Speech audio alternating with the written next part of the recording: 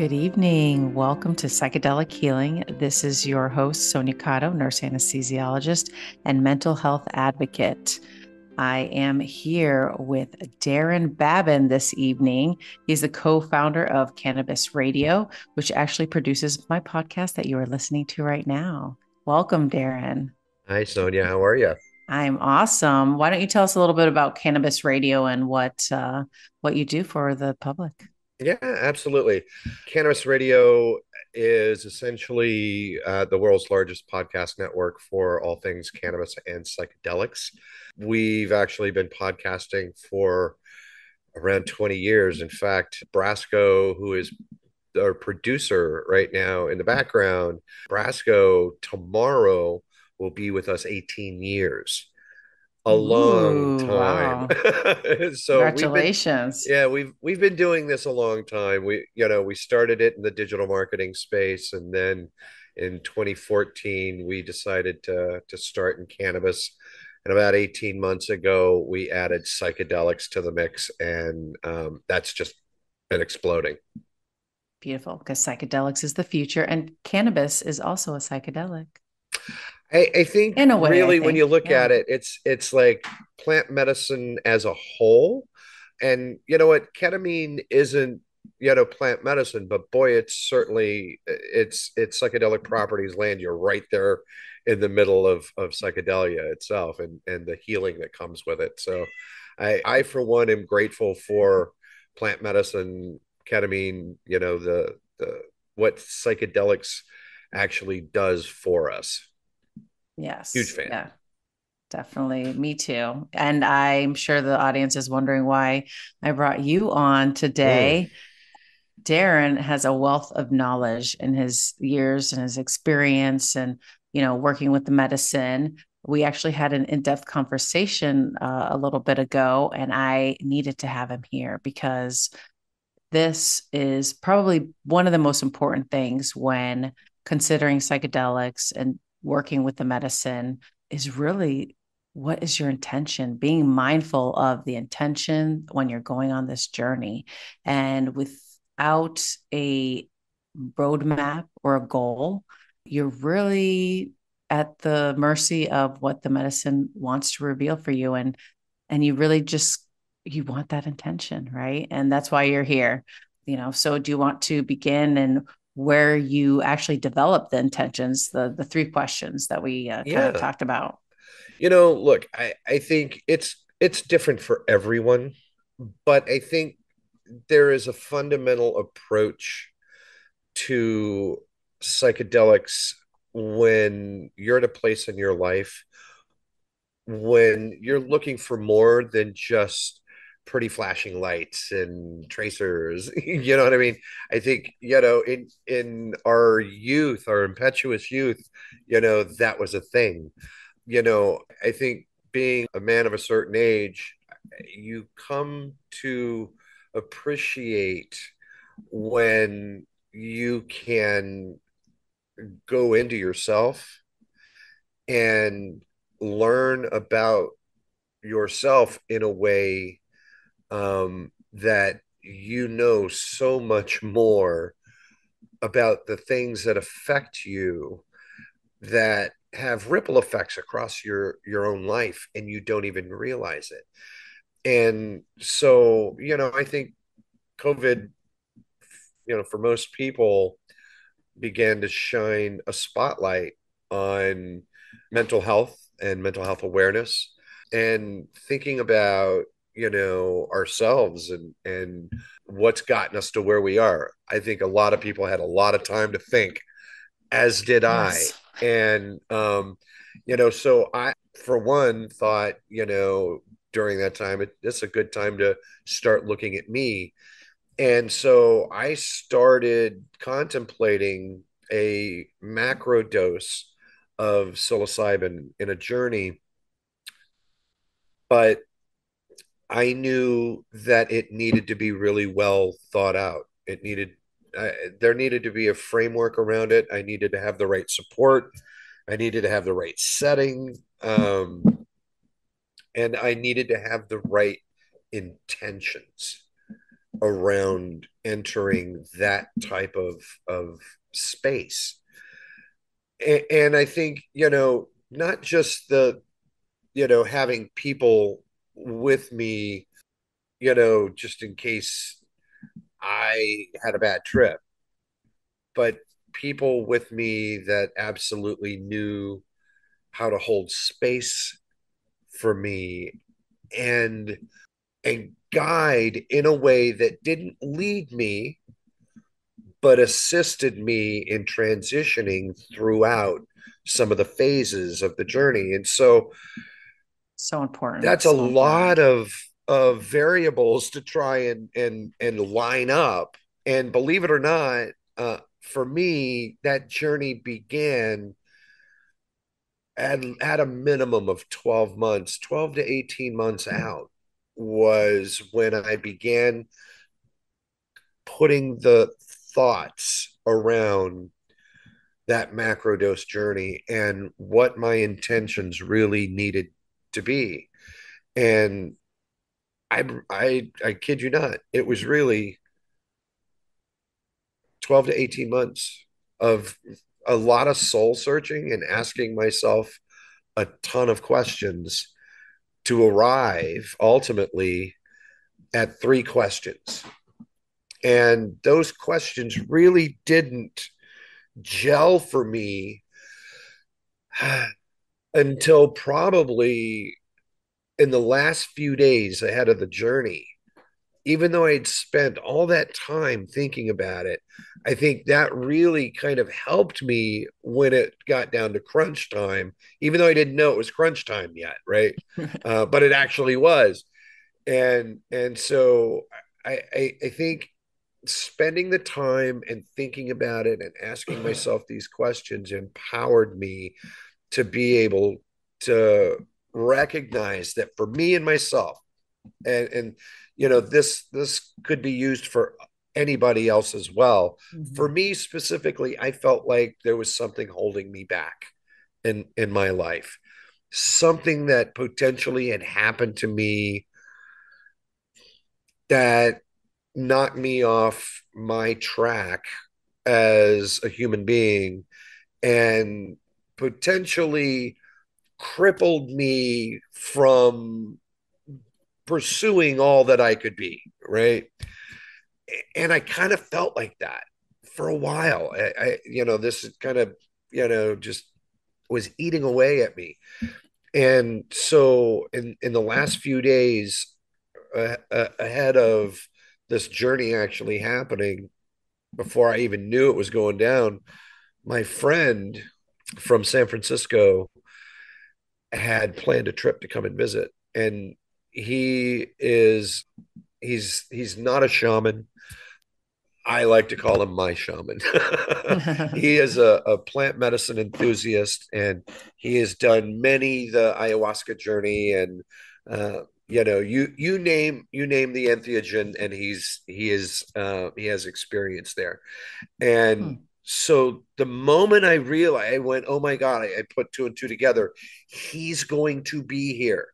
He knows how to hold space. He understands the medicine and the vibration. And it hit me like a ton of bricks. This is the right moment. This is the right time. I have literally spent a year thinking about this, Oh, wow. So 18 you months, didn't even whatever. have that planned. So it was it really, it wow. wasn't it, I knew that it was coming in my gut. Hmm. I didn't know how or the who yet was going to support. And I got to tell you, it was by sheer, call it, the stars in perfect alignment to make this happen. But it did. And so I asked my buddy, I'm like, dude, I'm like, I've been contemplating this now. And, I told him the story, and he's like, oh no, let's do this. We're going to do this. Right. Nice. And so the point at which he arrived, we had a few days ahead, and that's when I knew, okay, I gotta like I gotta catalyze all of these thoughts that have been, I've been running through my head for the last 18 months about what I need out of this. And so that whole I know something's holding me back thing was just sat at the core. And so the three questions: I know something happened to me that has traumatized me. I want to know what it was that happened to me, Mhm. right? And essentially, it was about my potential, right? What was it that clipped my potential? What was it that happened to me that locked my potential up? Where's that locked up? And how do I set it free? Those three things. It was extremely important for me to understand the elements of what traumatized me, where is this locked up, and because in my mind that makes sense. Let's find out how, if I know where it's locked up, I can set it free. Yeah. And so those three questions became the focal point of my intention for a 10-gram mushroom journey. Yeah. Wow. And these intentions really can be for anyone. Really, it's like I know my potential is locked up inside of me. Where is it locked up? Yeah. And that's really, you know, really at the core of where a lot of chronic illnesses occur. They start in the mind, the trauma, the everything that we're locked up, it goes into our bodies. So it is 100% locked up inside of you, you know? I completely agree with that. I find myself to be very fortunate in the position that I'm in because I get to work with so many amazing people in the field of psychedelics like yourself. And I get enlightened in ways I can't even wrap my head around. Of course, because it's also psychedelics. Who can understand any of this in the first Right. place? But there's a new podcast that we're in pre-production on right now, and the conversations are around ibogaine, and Oh, their nice.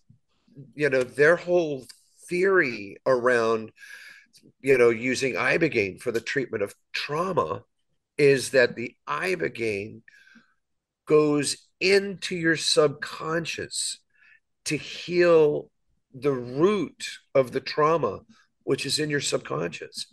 And if you deal with the pain and the trauma in your subconscious, then the outward manifestations that hamper us in life go away.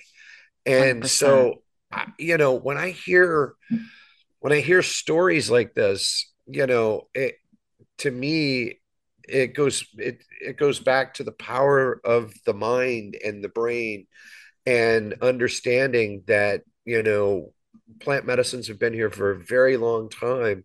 When you expose a brain to plant medicine, wow, watch out. Right. Well, imagine the very little percentage that we actually utilize in the brain.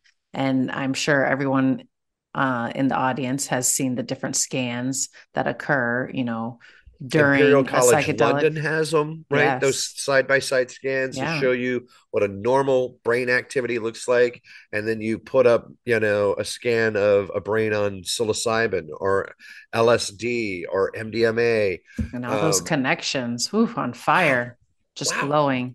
wow. Yeah, so imagine all the interconnections and the release, and that is really the ability for you to go and search where it's locked up, where those traumas are underlining in that depth. But I think that's potentially speaks to, maybe pre-training your brain, right? Like you're essentially working out your brain in advance of a big event.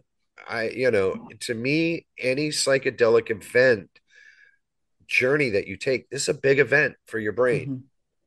right? Oh, Like100%. it's lighting it up in ways that it's not normally, working like that.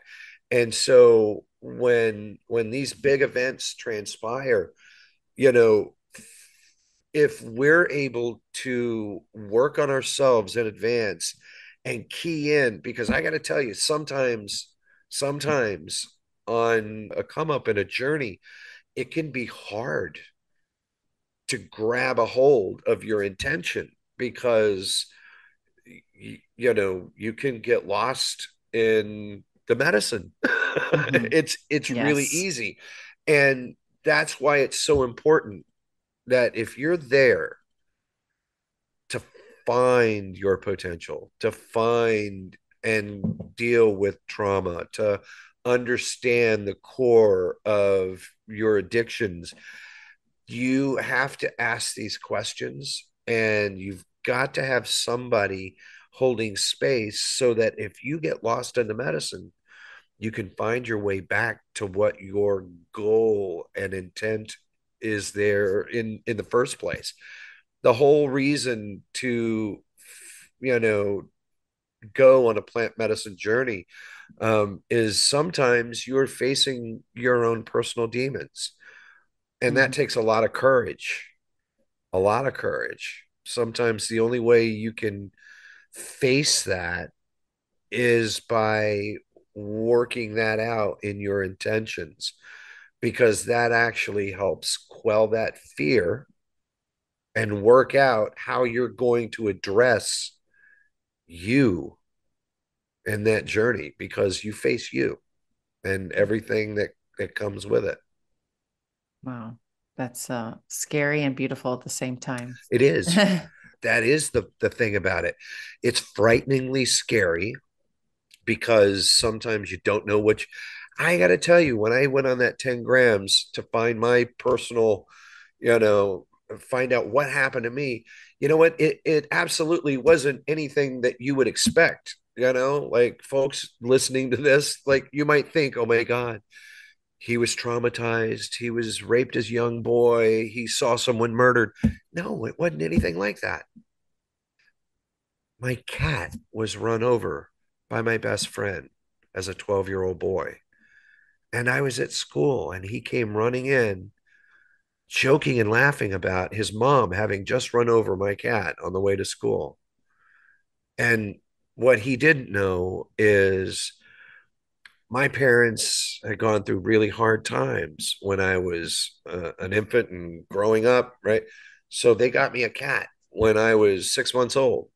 I had that cat for 12 years, all my informative years. Mhm. That cat was my best friend.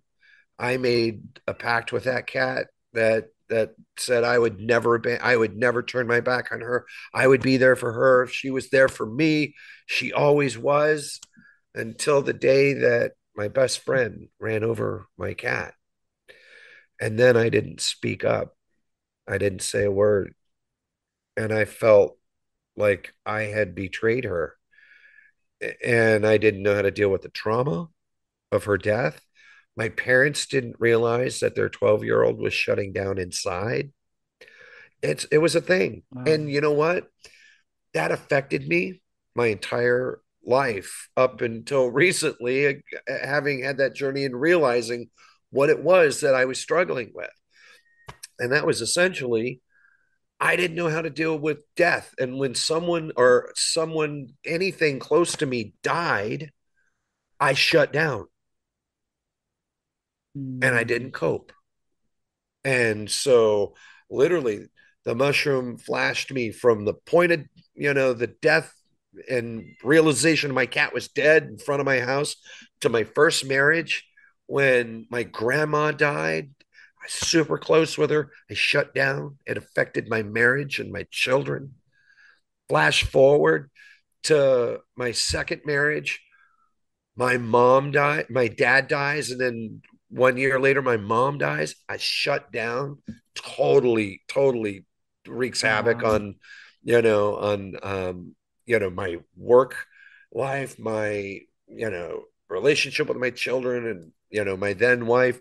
It was crazy, right? Mushroom flashes forward to back to the side of the road, and it showed me it wasn't my fault. It wasn't my fault. And I saw myself without the guilt that I had self imposed as a 12-year-old boy, and carried that guilt all the way through to when I was an adult. Had no idea that's what happened. Couldn't have picked Wow. that out in, like, you know, ever. Wow. That was it. Exactly. It Wow. was Yeah, amazing. I would never, you would think a trauma is something very, well, you know what? That was traumatic, regardless. Trauma can, Losing. Yeah. yeah, trauma can be anything, right? Like you fall, you have a bike accident when you're a child. Let me tell you, I had trauma with a hot dog, right? No, no, this is traumatic. As a kid, I got sick on a hot dog in kindergarten, threw up, projectile vomited all over the classrooms. It was so traumatic. To this day, I've never eaten another hot dog. Now, you ask yourself, does that qualify as trauma? So funny. It's the things that I'm hearing folks talk about that Ibogaine is treating. It's it's the things that impact your world in a way that, behaviorally speaking, you would not have acted that way. You would not respond that way if it did not create a trauma in you. Hence Yeah. the subconscious effects of trauma. And so I got to tell you, I would not have believed that the subconscious effect of trauma was a thing until I spent 18 months around setting intentions on a journey to find out how to find my potential, and then did so on the side of a road as a 12-year-old boy, having lost my cat. Wow. Yeah, there's no way to replicate that in any way. No You therapy, can't. no You can't. meditation. Yeah, no Yeah. way. Wow. Wow. It's And it, that's it's an unbelievable thing, I think, when you process and wrap your head around the impact of the recognition of what all that means.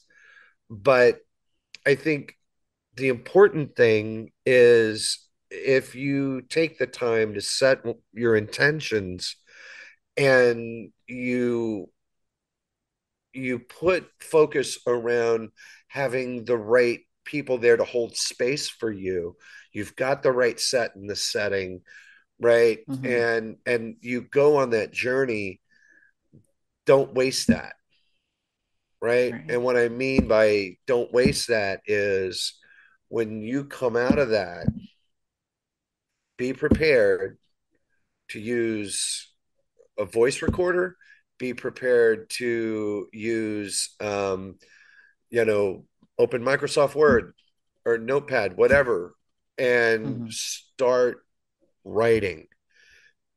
Take notes. It doesn't have to be pretty, it can be stream of consciousness. But the importance of that is, and by the way, I am still writing from that journey, and that journey has now been, I want to say, almost a year ago. And so my integration has been to have conversations about what that journey was, the different sections of it, because it was, kind of compartmentalized across the mhm. journey and the quantum time space that I was in. Yeah, how long was But, it? well, so that's the thing, is my journey was all focused around time. Time itself became a construct that was my shaman for the night. Time became my shaman. And so it was a very, very, we could save that for another time. Yeah, But yeah. it I have a was, few questions on that. yeah. We won't waste any time on that, All right. pun intended. Um, it, you know, it lasted roughly 8 or 9 hours on a clock, but I was in a quantum time space, and I easily spent 3 days in that journey. Wow. Yeah. Oh yeah. Well, that was quite a quantum dose. Yes. Well, yeah, at 10 grams. So it's twice what the charts are. The charts go to 5 grams. And so I doubled that. And I Interesting. needed it. Well, I needed it. yeah. I knew that I needed it. I have had, other mushroom journeys in the past. This was one that, with full contemplation and thought around my desire to get an answer to something very specific. And ironically, it took about 7 minutes for the medicine to fully hit me. I immediately went, laid down, pulled an eye shade over my face, and that just didn't matter because I had I was already in some other quantum time space, and in that moment reminded myself my anchor, right? And this is important for anybody listening, is if you've spent the time on your intentions, you have to remember, no matter what, you have to remember on your way up. When you feel that medicine swirling around you, you have to grab onto, why am I here? Why am I Why? here? Right. Mm. And that's when you pull out your intentions, whatever they are, right? I want to know, why my mother treated me like this. I want to know why my dad was like this. I want to know, it doesn't matter, whatever it is. You want to ask the plant medicine X, Y, or Z, put your intention and focus around that. Great. But don't forget it in the journey on the way up. That is, in my opinion, if you're going to take the time to do plant medicine, that is the most Yes. important, critical juncture of that journey, because that's setting the tenor for everything. And that's what you're there for. That's your healing. That's your slim chance to make sure that you actually get onto that ride. Otherwise, you don't. And the universe, for those that don't set any intentions and say, hey, I'm going to throw the dice, and universe, leave it up to you, what do you want to tell me? Yeah. Okay. Like boarding a plane without a destination, right? You never know where you're going to land. Yeah.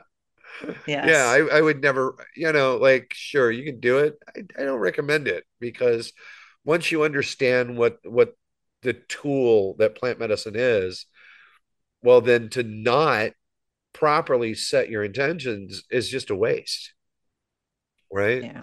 And then on the backside, if you're not consciously integrating, and let me make sure I say that again, consciously integrating, because I think conscious integration is the thoughts and deeds put around exercising what you learned I, on that journey. okay. You were talking about consciously integrating.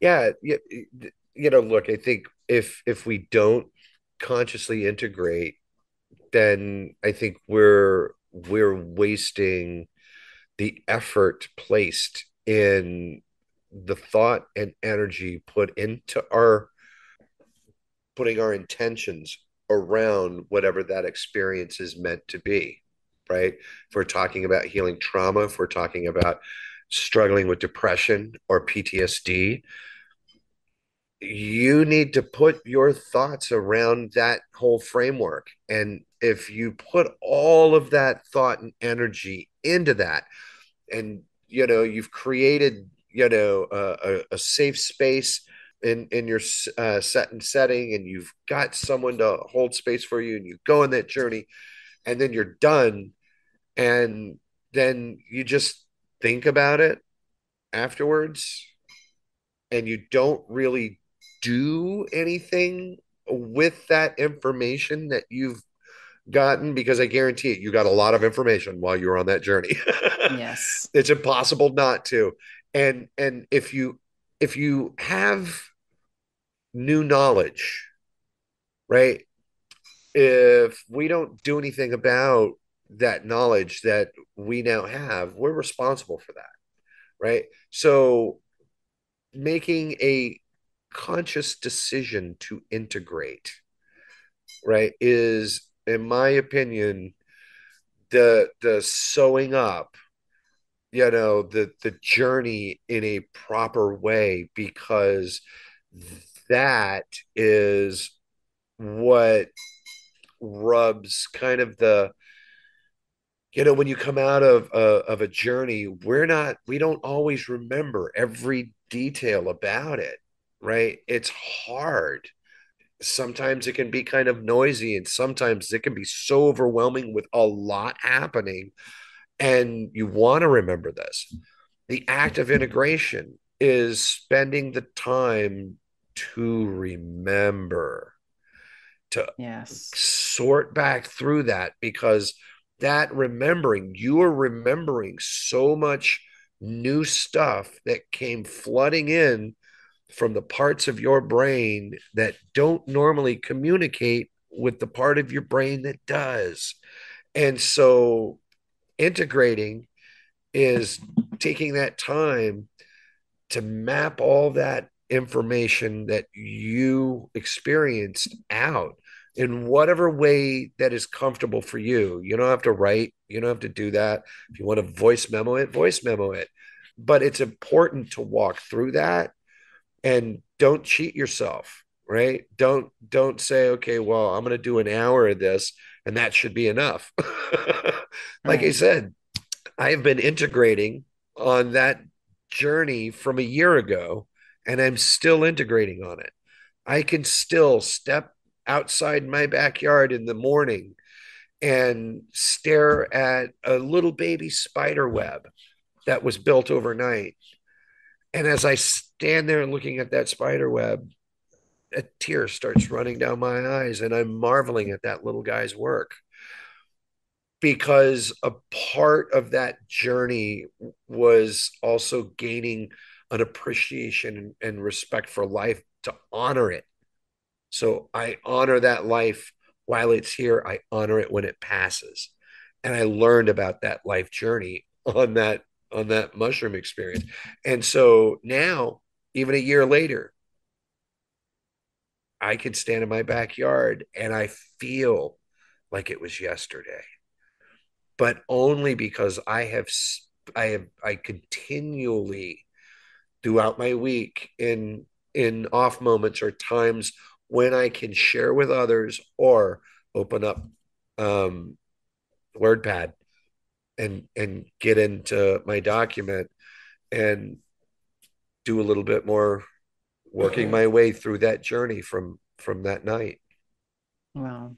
Yeah. Wow. And that's probably the most important is the integration part afterwards, being able to incorporate that and just have that realization, that knowledge that you were handed, to be able to just, It wow. was, I think first, when your intentions are as crystal clear as what mine were,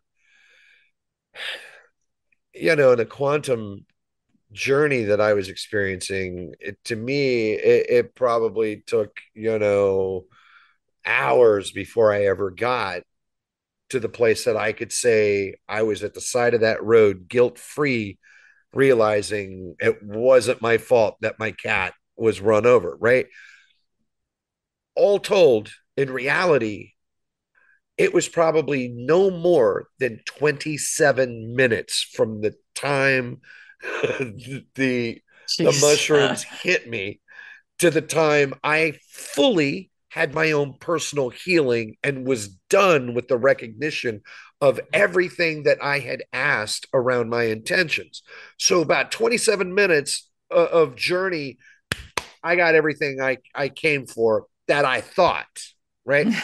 The rest of that journey was time teaching me how to mourn lost love, and going from different circumstances, even to the side of a Native American Indian and a ceremony that was happening for Indians who had been lost for whatever reason. And time plopped me right down there to mourn dead Indians. I don't know why, but I did. And I can't even remotely tell you, I bawled like a baby, bawled You have to learn and how to wailed mourn. for these Indians that I don't know who they were, but I was mourning the loss of them with those that were still alive. And I think the part of the rest of that, you know, 8 hours or whatever the hell it was learning this is what happened to you. Now, this is how it's done. This is what we do as life forms when we lose loved ones. This is how this works. So we're going to learn here, and then we're going to go over here to this situation, and we're going to learn here. I got dropped into instances where I was mourning lost love for any soul out of all time. You want to talk about the weight of like, yeah, whoa, like it. Wow. You You must have cried so much. you Oh have no God. idea. Yeah, I can't even begin to tell you it. And it was me trying to provide them Wow. comfort, right? So it was almost like the cost for me to come and get what I needed was I needed to be willing to step up and help those souls that were out in time generationally and be willing to give back. Whatever that energy was that I was giving back, well, that's what it was. That was my cost for entrance that night. You want to go find your own personal healing? Great. But you're going to learn how you should have dealt with death and losing close Mhm. loved ones. And this is what that journey looks like. This is what it looks like for the natives. This is what it looked like for, right? And all these different instances. And, you can't be prepared for what that's going to be There's no when, way. yeah, you don't know what you're stepping into. I can wholeheartedly tell you, I wouldn't trade it for anything in the world. Yeah, My you're free. appreciation for plant life and animal life and life in general. Like I can't. I, I tried to watch Avatar too, and it was painful. Yeah. Right? Well, Just just the the freedom of that guilt. I mean, oh, ah now what's that worth? Right? yeah. Like we carry guilt around like it's attached to us, and we carry it for our entire lives. And that wasn't my guilt to carry. No. I thought it was, but it absolutely wasn't. And, I don't think I would have had the same experience remotely if I hadn't put the time around thinking so much about what I needed from the plant medicine. And so I'm a firm believer that intentions and integration, those two eyes, if you understand how to set your intentions properly and you can integrate, then your ability to learn more about you and to deal with your own house, if you will, right? We all have Yeah. stuff where, we're all imperfect human beings. And, I think my experience was one that absolutely shows we may not understand the things that are holding us back, the things that are acting as Mm-hmm. a crutch or a burden of guilt that we're hauling through life because we don't see what we're hauling with us, right? What we glom onto that we think we bear the burden of responsibility for. I bore Right. no responsibility in my cat's death, but No. I bore the guilt around her death for nearly my entire life. Wow. And I think that's a lesson for other folks to really understand that it doesn't have to be something crazy big No. that, is causing you damage or harm in your daily life or your relationships with your family, your relationship around substances. I mean, Yeah. we all tend to try and cope. And so I think plant medicine, if you understand this journey, uh, there there's a lot of power behind it. And, again, taking the right time to set your intentions and integrating properly, So tantamount to important. success. Yeah. Yeah. Yeah. And then these questions, I mean, you discovered each question. Why is it locked up inside me? What happened Yeah. to make it occur? It was easily answered. And then how do you set it free? Like, how do Yeah. I set it free? That last question, you set it free just by knowing Yeah, it was knowledge. So exactly that's that. perfect. It was totally the knowledge of and watching all the different examples, seeing all these other times in my life where the exact set of circumstances would play out. Different people, Mhm. different time in life, same example, a death, losing someone important and just shutting down and it affecting everyone and everything in my life. And so with with kind of seeing that just kind of charted out in my head, right?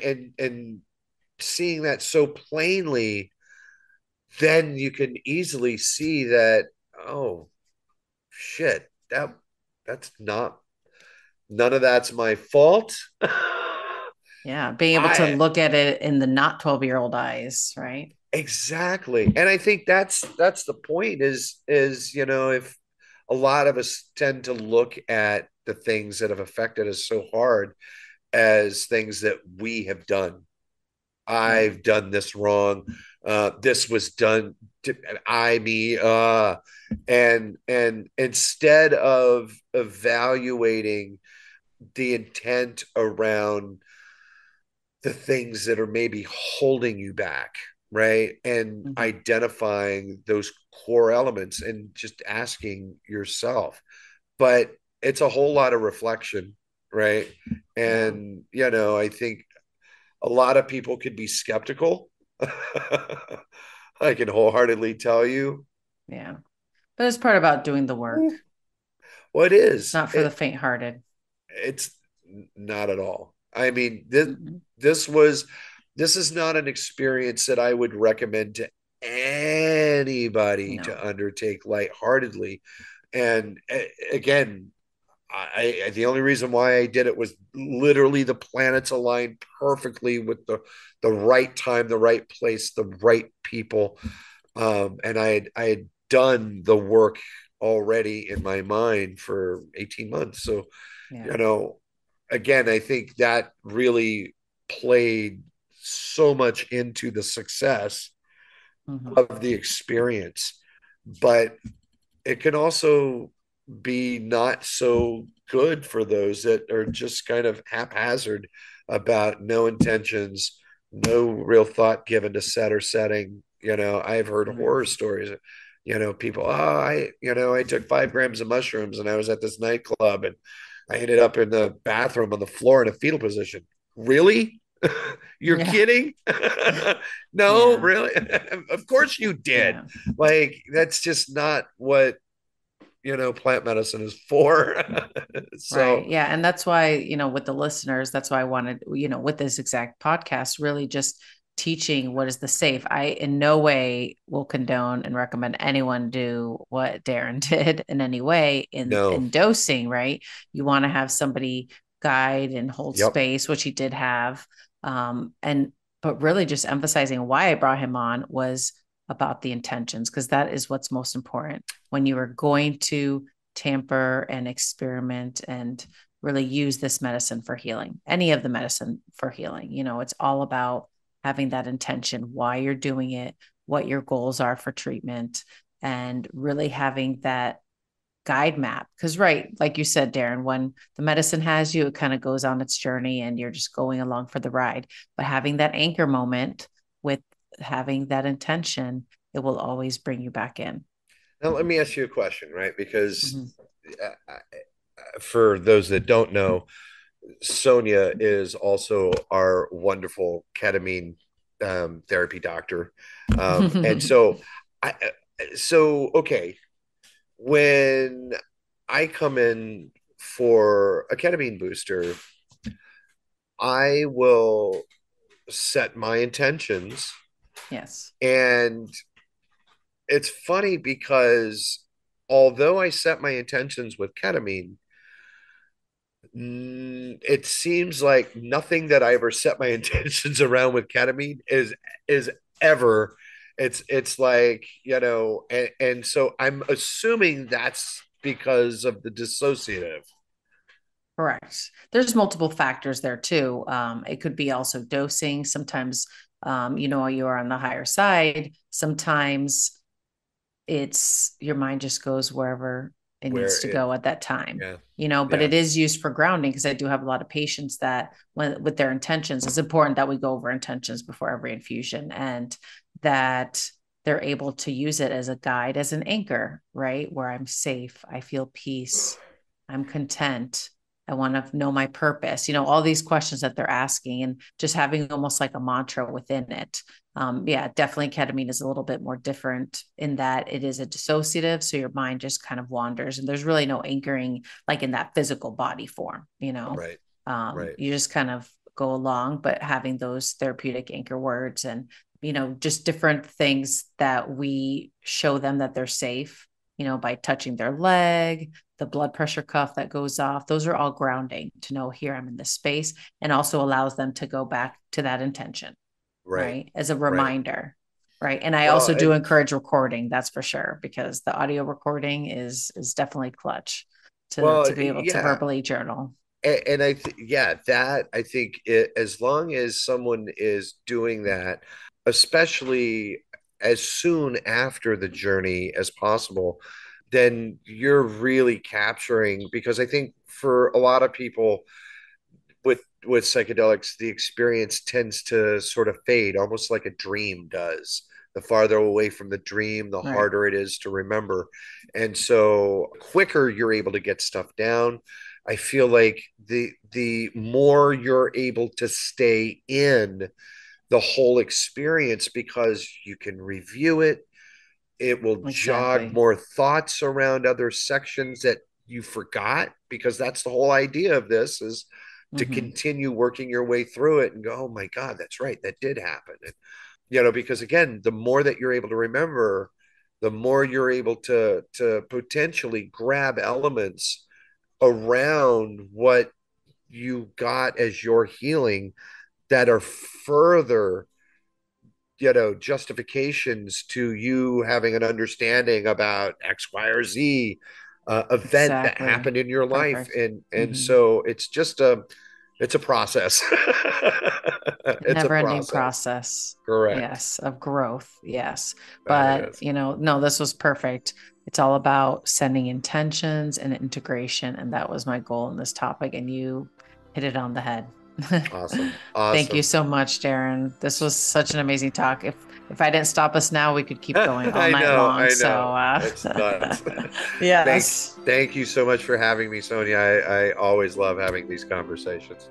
No, yes, I definitely enjoyed it. Thank you so much. You have a Thank you. beautiful evening. You too. Bye. Bye bye.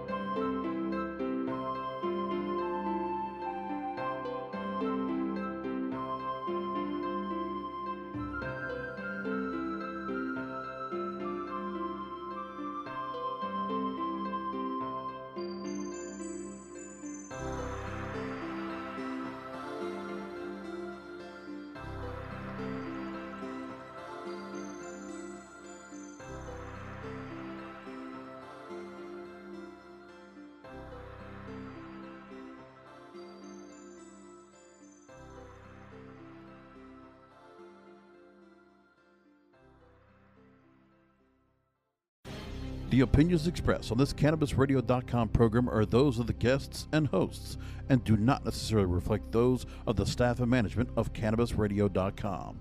Any rebroadcast, republication, or retransmission of this program without proper consent is prohibited.